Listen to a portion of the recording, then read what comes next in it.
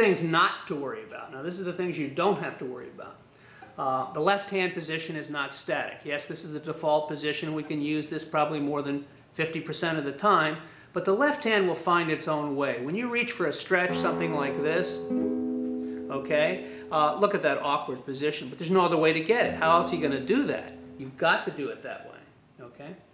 Another thing not to worry about that many teachers teach is the idea that the fingertips should be perpendicular to the fingerboard like this.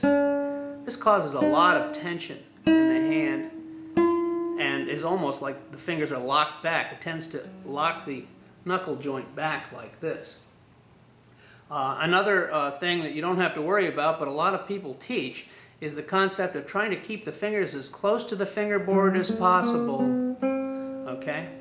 Actually, there's freedom in movement. If you watch professionals, they move their fingers, you know, quite high.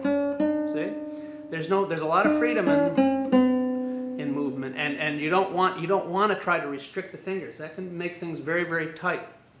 Here's something you really don't have to worry about, and it's something I heard about a few months ago, is the concept of longitudinal motion.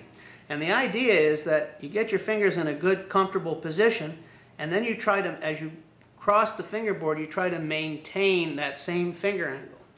Well, that sounds reasonable, but take a look at that wrist. That's just tendonitis waiting to happen there. If you start practicing for hours and hours and bend a wrist like that, you're probably going to have some problems.